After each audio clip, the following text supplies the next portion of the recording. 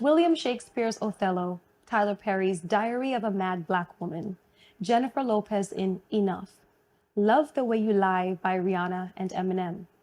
These works of art are all burdened by a singular theme, one that affects 1 out of every 3 women and 1 out of every 7 men. I'm talking, of course, about intimate partner violence. Today I'll be talking with Azilla N. Clarke, Permanent Secretary in the Ministry of Social Development of Gender Affairs in St. Kitts. We'll hear her advocacy for the victims of domestic abuse and how we as a society can recognize the signs of abuse in those around us. Just how big of a problem is it? And can we truly ever do anything about it? Let's dig into the stories behind the violence. Let's get into the real conversation.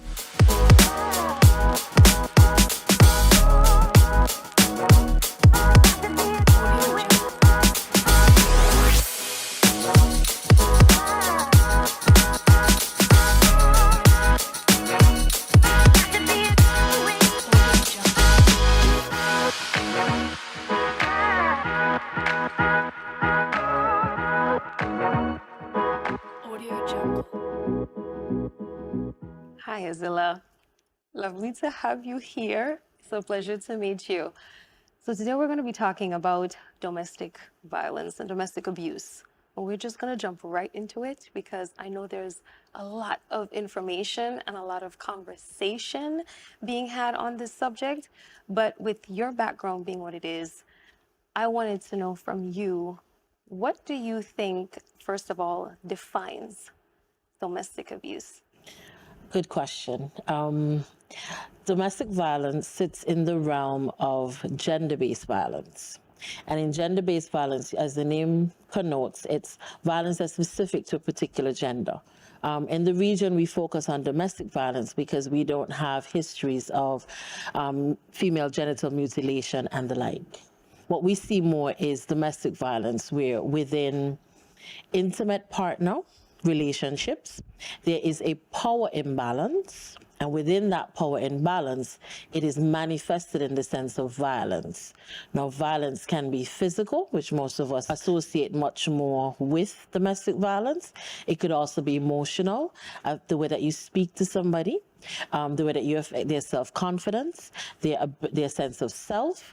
You also have financial abuse, which is whereby because one earns more than the other, they hold the power that comes with that financial autonomy over the other person, subjugating them, making them feel less, having them perform or do things just because they have that power. So it's the power imbalance that lies within particularly intimate partner relationships. There are other type of abuses that deal with the same power dynamic, but for domestic violence, it's related to that partner relationship.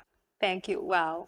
So what I'm getting from this is pretty much the control and power dynamic that is purposely done or committed against another person, whereby there is an intimate partnership. Now, you mentioned intimate partner. I wanted to know, does that also extend to family members? Is it possible for family members to also be perpetrators of? Correct. That's why I said there are other types of abuse. So you have child abuse. In familiar relationships, they are just, you deal with it based on the manifesting action. So when families get into it, then you are charged with physical assault, physical abuse, and abuse generally, or some other terms that are used in law enforcement to capture those. So domestic violence is particularly alarming because growing up, we look forward to love. We look forward to a partnership. We look forward to building together. However, when that power dynamic is abused or used in a way to bring down or cause harm to another, that is why particular attention is paid that way, because for many of us that are Christians, we learned that Adam and Eve were the first couple, and everything after that manifests from the vantage point of couplehood. Yeah. What do you think the major problem is when it comes to the perpetuation of this problem, the systemic perpetuation of this, it almost seems to go down through generational bloodlines where abused children often become abusive adults. So how do you think this impacts children, especially, and what the perpetuation of that, the effects of that are long term? Sure.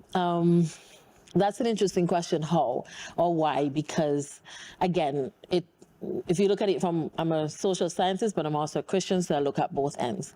The way that we have learned Christian values and the versus not reconciling that it is clearly said that the New Testament replaces the Old Testament. So the abuses and traditions that were there in the Old Testament, women are less than, women serve and obey, women do not engage in certain activities.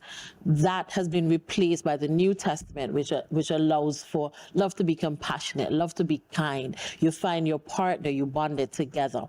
From a humankind standpoint, Black people have the history of slavery, where, and music and artists, if you don't hit me, you don't love me. So love must be a conflict, a clash of personalities, ideas. It can't just be we agree to disagree, or we respect each other's differences. If you don't lash me, you don't love me. Because we come from a phase where when we were taken from our birth homes, or the continent, it was always abuse. The trip over was lashes to get you in line. Abuses, verbal and otherwise, to get you there. You are valued based on, I think it was them coins and all. You weren't even given a real value. And that has been passed down. So what our slave masters said to us is what our parents then said to us, because it's the only thing we heard. Do you think that some of this, some of this is just residual effects of slavery and colonialism? And the way they were talked. So you have men being studs. If a boy don't have 16 girlfriends, he's not a man, because the stud male was valued on the slave block for being able to give rise to a lot of children, and children is labor, chattel, and force. And we've not explored that to be like, it needs to have a break. Because trauma, you talk about children, we've always been told, do as I say, not as I do. That is the greatest oxymoron in life. Because I couldn't agree with you more. I could not agree with you more. So when you say to a child, I love you, but every action you show is that there must be something wrong with me. It is corrective. It is hurtful. It creates an incongruence in the mind, which, because also we've not been a people that value therapy, we've never been able to process it out. So everything becomes internalized, and then there's another old saying that says we throw out the baby with the bathwater. So my mother hits me, I'm never hitting my child, but I never learn alternative disciplinary measures. So my value of not ever hitting manifests itself differently in my next generation, because yes, the next generation licks my school. You know, you could bang me all you want, but I still do what I want to do. So then the next generation is pushing boundaries. And if you don't have any corrective measures to establish boundaries for your child, then you get another type of juvenile delinquent. There is an old African proverb that says, when elephants fight, only the grass suffers. And I believe in the fundamental basis of that so much, because so often, like you said, it's do as I say and not as I do. But at some point, children stop doing as you say and they start doing what they see. How do we migrate from that mentality to where we are now and try to move forward in a more positive direction where children do not become the products of our mistakes? First, we have to name it and say it so that we can examine what we take from it. We have come from an abusive history of slavery. Laws and traditions that have been passed down, we need to begin to look at them. As females, a lot of men make fun of us for the number of bags we have, and in fact we change it every day, but it's the practicality. So I used to use simple analogies. If at some point as a person, the content in your bag, you have to examine if it works for the day that you're about to have. So the rainy day, you pack this one, the sunny day, the calm day, the packed day, the light day. we need as a people to use that analogy for ourselves. Based on my history, we also need to learn our history, who we are, our ancestries, where we come from. And then you take a constructive look to be like, okay, my grandmother was, the matriarch, but she was a vitriol on the words. She never lashed, but her words spiked. I can take from that I want to be able to have powerful words, but with a goal or intention of building. And that self-reflection is necessary. A lot of people make fun of time out as a parenting style. That's what American style got a time out. Time is mine. But there's a value to, again, assigning a child the understanding that you can sit in quiet, analyze what you've done, and then come forward with an understanding or your point of view. As to why you were put correct. into time. Always arguing and being combative in the moment accomplishes very little. I love King Congress's song. I use it in my presentations to young people. Walk away. Just take a few minutes, walk away from the conflict, try to put yourself in the other person's shoe as to why they're making this an issue for you. And then with that, you'll be able to, one, set your boundaries. While I understand what you're saying, this is a hard pass for me. This is something I stand on as principle, value for me. So if it can't be reconciled, then we either have to agree to disagree or move on from each other. But continually being this combative will not assist. So we need to take those tools around us and build our purse every day. There's no manual to parenting. So once we become parents, it is an understanding that it is a child development series. What's appropriate 0 to 3 is not appropriate 16 to 17. You have to understand what your child is expected to go through in those ages, so it better protects you, it better arms you. Because there's going to come a point, your child loves you like the goddess of the world. And then at a certain point, they start to ask the questions, which if you have not reconciled with yourself, can be very combative for you. Because somebody is going to tell him, your mother up there being prim and proper, and you supposedly see her in she young days. So the example starts. So the pedestal shifts.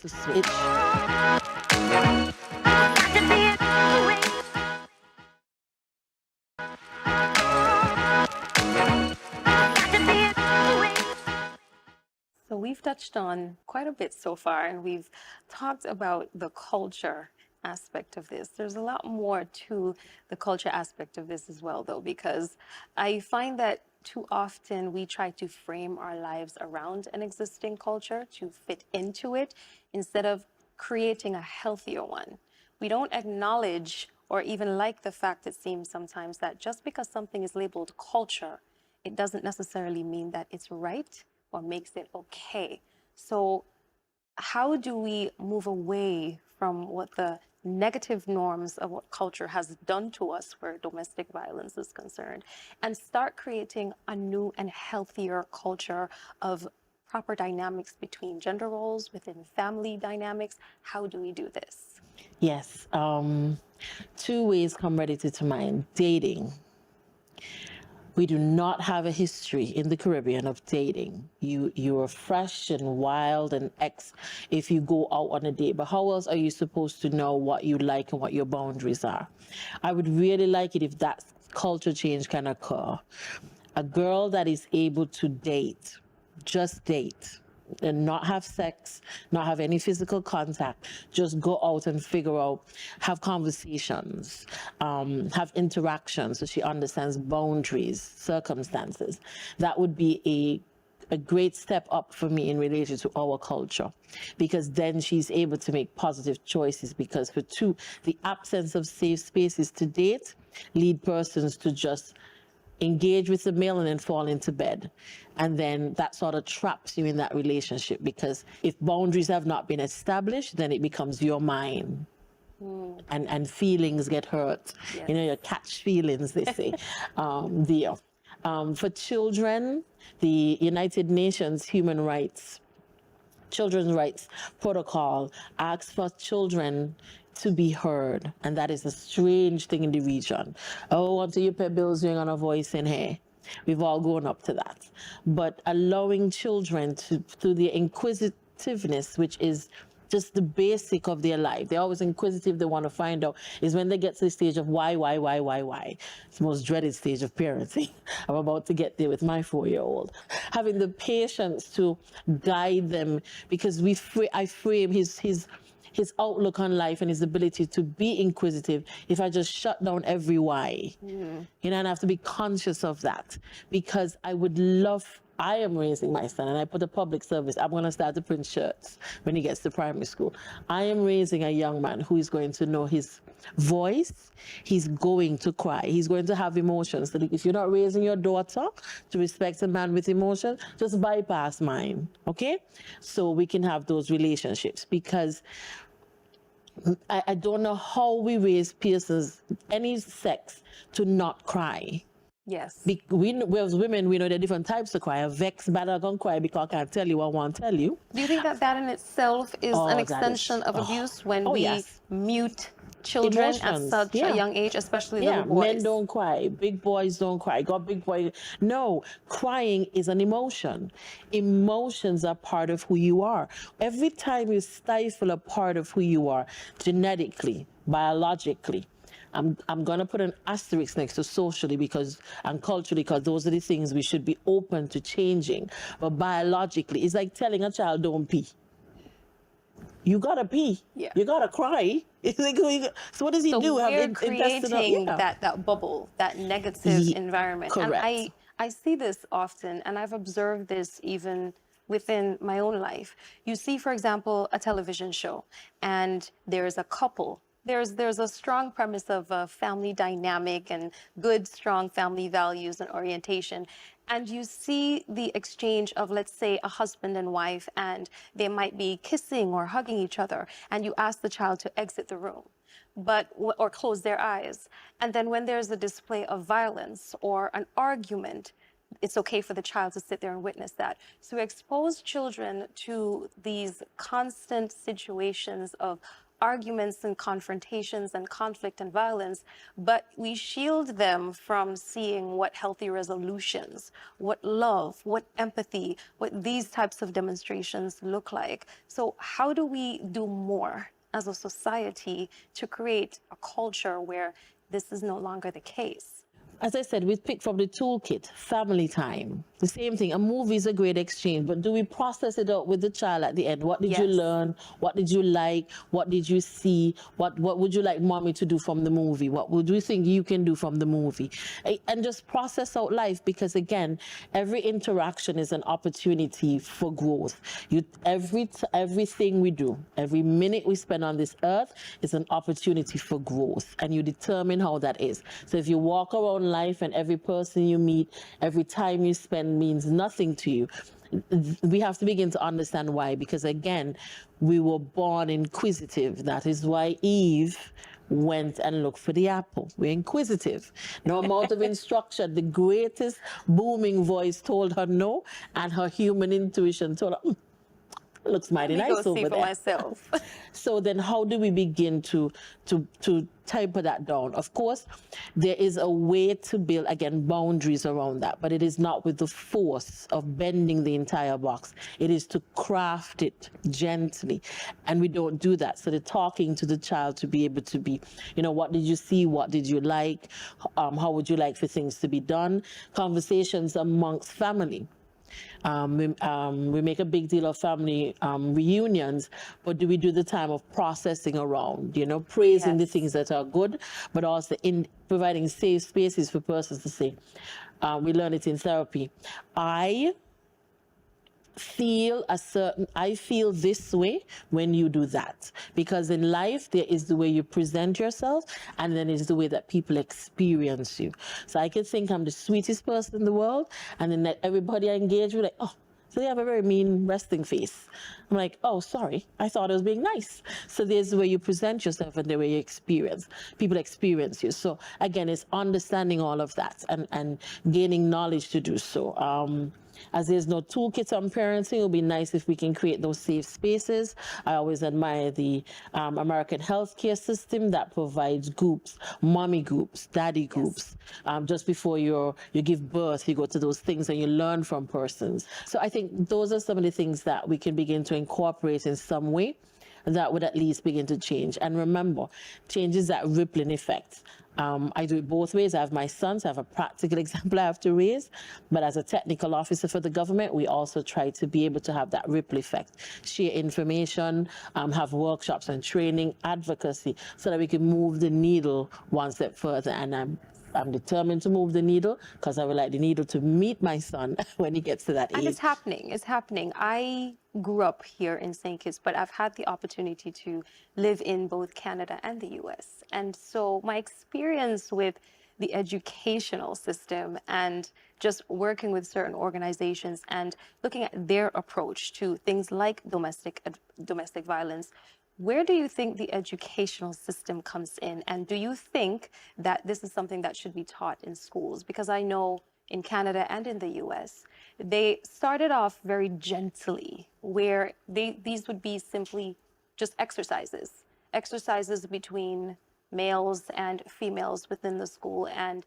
just having them make exchanges and go through different dynamics and scenarios to see how they relate to each other, to see how quickly they would turn to conflict and hostility, and to see how they actually naturally resolve things. And you would be surprised as to how many children quickly turn to, well, I can't take words, and so I'm going to throw a slap, or I'm going to throw a punch, because they weren't taught to navigate those waters in a very healthy way through communication.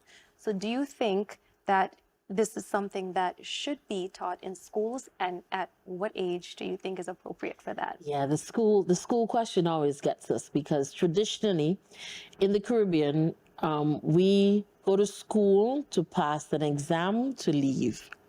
Old school will tell you they went to school to learn to be a productive citizen. At some point, somebody told us 13 subjects was more important than being a productive citizen. Yes. So civics, general knowledge. I passed subjects I don't even use today.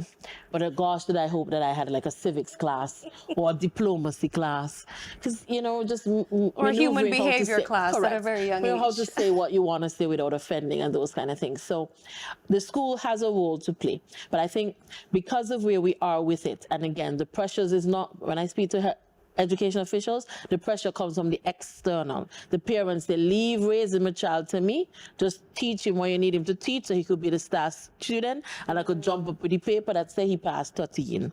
I don't want you to mess with his personality, but we're saying he has to be a person to pass the test. So the community mindset has gone out the window Has gone as out. well. The school is just to learn and pass subjects. But I think we can slowly engender it by incorporating practical education, experiential education.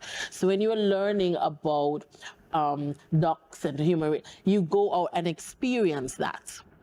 All right, and it is in the experiencing it, you're leaving school on the bus to go, you learn manners, excuse me, good day, you say thanks to the driver, you learn it, don't pinch the duck is going to, that's where you learn balancing and boundaries and stuff like that. So there is a role to play.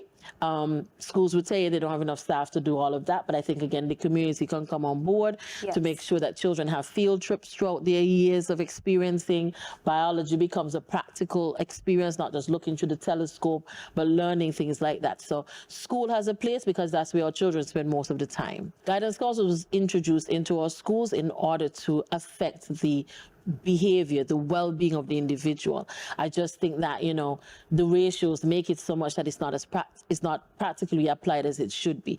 Every child should get a minimum number of hours with the guidance counselor, and then based on that initial assessment, you determine, okay, Azilla, I don't need to see you until probably end of this, close to exam time, how you're dealing with pressure.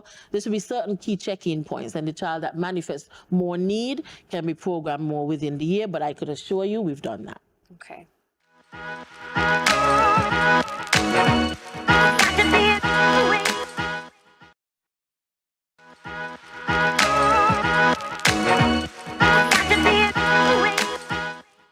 So Azilla, we've touched on the childhood aspect of this, and this really hits home for me because when I was younger, I experienced what I did not know at that time to be any form of abuse, because as children, you just don't know. So growing up and hearing, relatives call you names or talk down to you, or even talk down to your mother or, your other siblings. So it took me being married to someone who was in the military and having that very militant component in his personality, that eventually, started from verbal abuse. He struggled with post-traumatic stress disorder as well.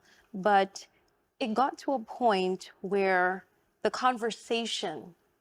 daily conversation became so volatile that I had to sit back one day and go, is it me? Or is this really a problem? Because at some point we do ask ourselves, like, because other people like this person, they come from a great family, other people seem to get along with them fantastically. Other people seem to love this person who you're looking at as your abuser, whether you're a child, you're a wife, you're a girlfriend, you're a mother, you're a sister. And so what are some of the major misconceptions when it comes to being the victim of any form of domestic abuse, whether it is financial, whether it's verbal, whether it's psychological, whether it's physical? What are some of the negative misconceptions of that causes women, I would say, such as myself, to just stay quiet about it and stay in those situations for much longer than we should? Yeah, first thing is always self-blaming, because we don't have a particularly empathetic community, because it could be a mixture of jealousy. It could be a mixture of why not me? So when persons hear of your circumstance, it will be, well, she been playing cute from a long time, so it's okay that she gets in that. All sorts of alliterations come to mind, but self-blaming first. They always think there has to be something with me why this individual is doing so. Sometimes it's a complete blind spot, because as you said, if that was the way you were raised, then you are more likely to go through life not seeking out, but being open to those sort of engagements. Persons that talk down to you. So as a guy that compliments you, look at him calling, oh, he's crazy. But the guy that calls you names, like, oh, okay, I'm accustomed to this. This is more palpable to what I do. Another one is that, yes, statistically, women experience domestic violence more. However, men are also victims. And it goes back to the earlier conversations about, men don't cry. Steve Harvey said you're the 4 Ps, or the 3 Ps that you need to be: protect, provide, and something else. So we build men up to be this, forgetting that they are outside of the chromosome and sexual orientation. We are the same. So we experience things the same way. Of course, nature takes away some of that as well. But if that is the case, then women can be abusers and men can be victims. All right? So we need to understand those components. There's a mistrust in reaching out. The first person you probably told and asked a question about probably couldn't believe that was him. You have to be telling lies. That's not who he is. He's a military man. And then when you add the component of mental health, I mean, we don't like therapy. And we particularly don't like mental health services. Because if we really are to examine the traumas that some of us have been through, we probably have some split personalities, some Munchausen, where we latch on to the things that are not good for us, and all sorts of others that are probably borderline in there. But yeah, those 3 for sure. It is never your fault. Nobody has the right to hit you. I know from the time we were small, our parents hit us and said, you're a bad person, that's why you get hit. So if somebody hits you, associate with being bad. Nobody has the right to hit you. Nobody has the right to talk down to you. Those are the ones that alarm us most in social service and gender affairs. The absence of understanding for men. They walk into police stations and they're snickered after.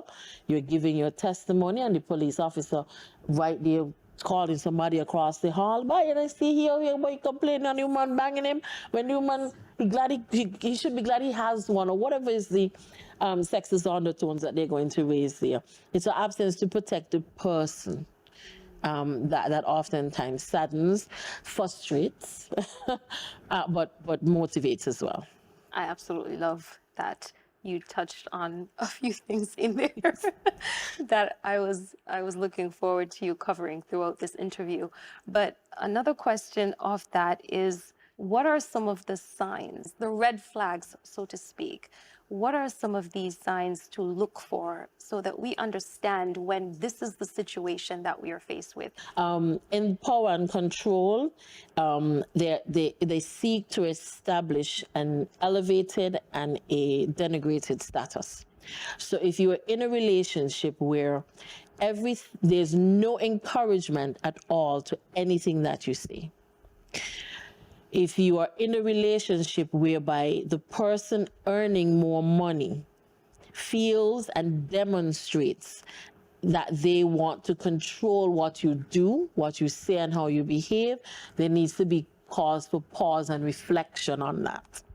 I can't say to leave, because leaving in and of itself, that might be another misconception. It is okay, because many of us on the outside, you leave once and you should never go back. Yeah. It's a lot Love and easier said emotions, than done. yes. Love and emotion. Love as an emotion is a complicated thing, and also because grooming happens in a domestic violence relationship. All right. And so every action is getting to you to be what their vision of you is, the submissive, the obedient. And so once they've attained that, they attain that by breaking down something that you are. And so it takes a while to build that back up. And in all things, we like to be comfortable. Yes. All right. And your end or breaking the camel's back is not mine. And so we, as the first lash, I'd be like, oh, okay, this is too much for me. It might take your daughter coming to you and saying, I don't like the way daddy treats you, to be the opening, like, oh my God, he does it in front of her. I know I'm raising a child that will be like me in 20 years. That might be the awakening. So we need to allow the process to be experienced. If we're going to be supportive, be supportive. If they go back, if they fail to press charges, whatever their manifestation of leaving is, be supportive of that, because that in and of itself is a process. What do you think about the misconception of, well, if she hasn't left yet, then it can't be that bad? Oh, yes, that's the most dangerous one. Because, again, it doesn't allow the individual to process. Okay? Because, as you stated, from a child, you saw certain behaviors that allowed for when your ex-husband would have spoken and acted in a certain way, it was not red flags for you, because those things were garnered from youth. So we have to understand that what you manifest as an adult is tied to a behavior from earlier. And so part of the recovery and the therapy is to be able for you to go back to that age when that thing first happened to you, and your corrective human instinct changed to either accept it, deny it, reject it. And that is what is important to have there. Examples are very important. My mother was in an abusive relationship with my father. And it was watching her make that hard decision to leave, knowing that providing for her children would not be easy, knowing that, being able to take care of her family as a single mother was not going to be easy, and still choosing us. And there was a conversation that I had with my mom once, and the way she explained it to me was like this: you can hear what your dad did to me and process that in a certain way. That would be out of my control. I can't control what you hear. But if you saw me being abused within that relationship because I stayed, then that would be my fault. And I think it got to a point in my own relationship where I stopped and I said, my mother never wanted this for me. Unfortunately, I've now ended up in similar circumstances. What did she do? So I went by not only what I was taught through her words, but what her actions actually showed me. And so you have people who will tell you, why are you going to leave your life? And you have such a comfortable life. And, can't you guys just talk about it? Can't you deal with it for a while longer? Until. It's always until something, until you get a better job, until you save up this amount of money where you can go on your own. And I think that that's one of the gravest detriments on women and men who end up staying in these situations, because you are, first of all, you're pressed by this person, like you said, it's that horse effect. And my ex-husband said it to me. It was the military way of doing things. First we break you, and then we rebuild you. And that was just not acceptable to me. So I'm glad that we touched on that, because from my personal experiences, I think that that is a huge misconception, that we stay there because it's just not that bad.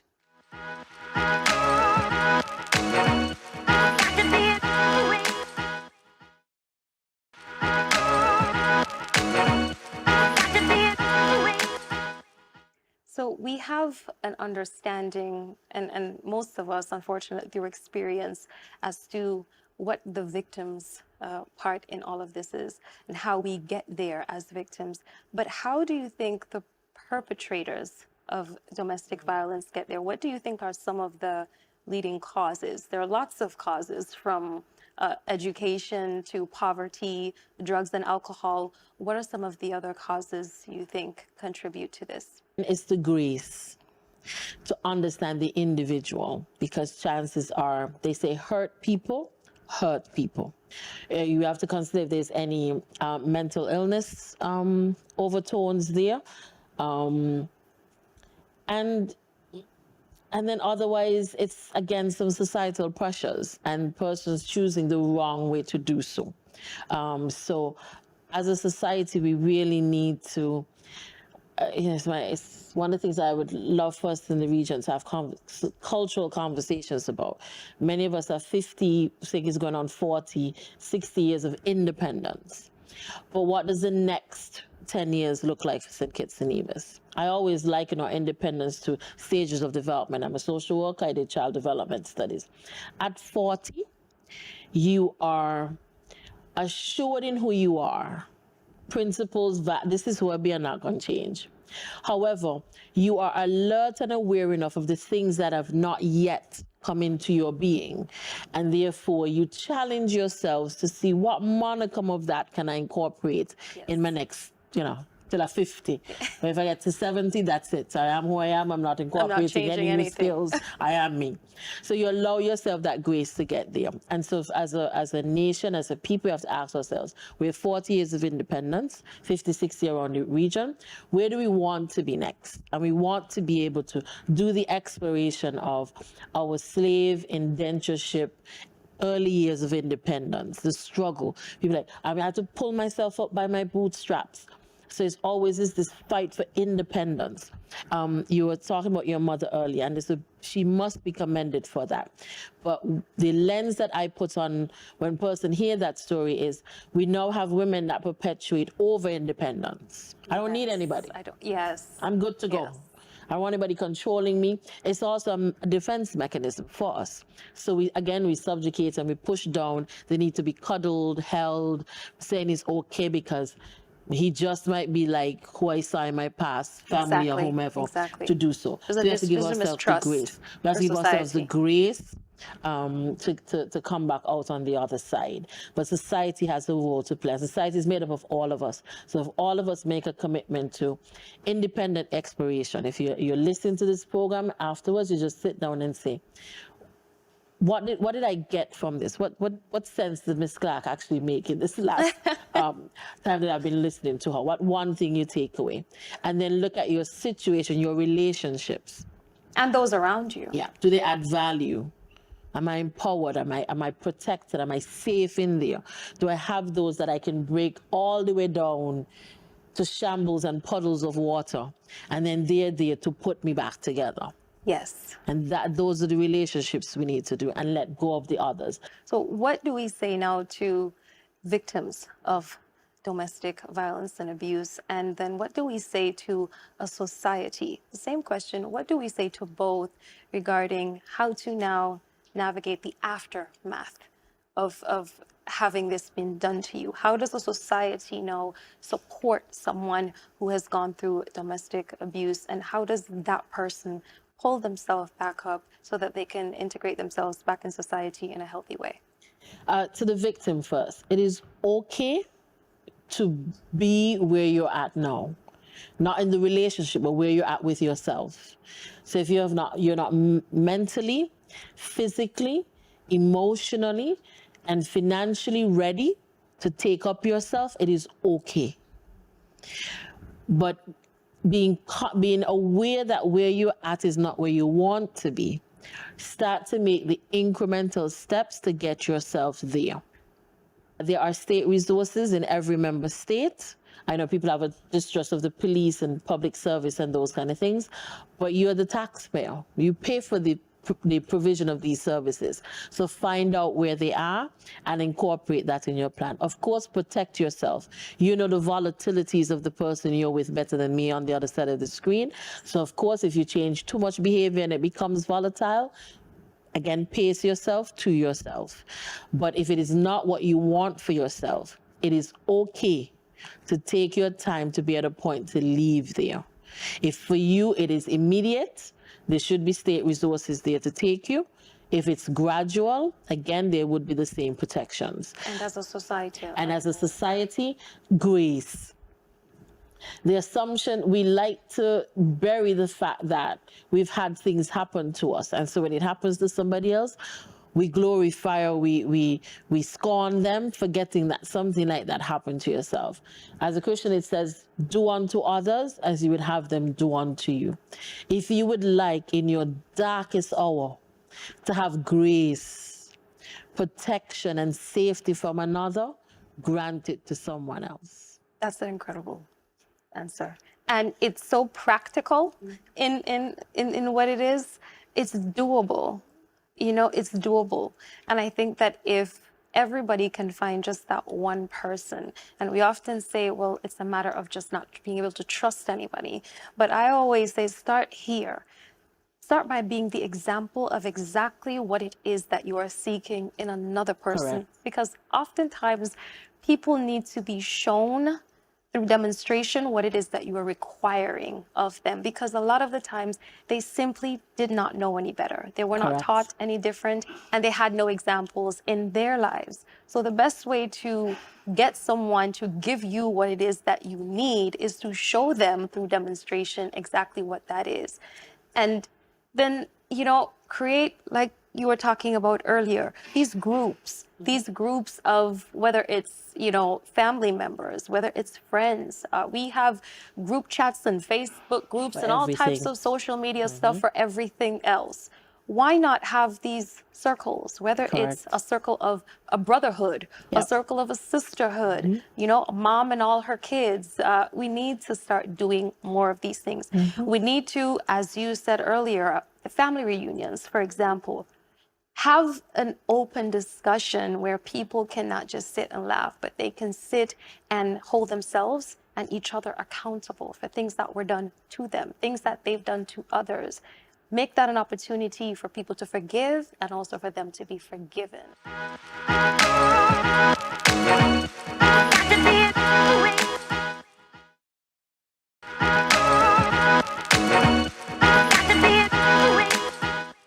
Thank you so much, Azilla. There's a big smile on my face because this has been so enlightening and just so informative at the same time. I've gathered so much information from you. And as I mentioned to you off the set, I wish I had a you back when I was going through what I was dealing with. We all need to have that support system, and we need this sisterhood. I'm speaking as a woman.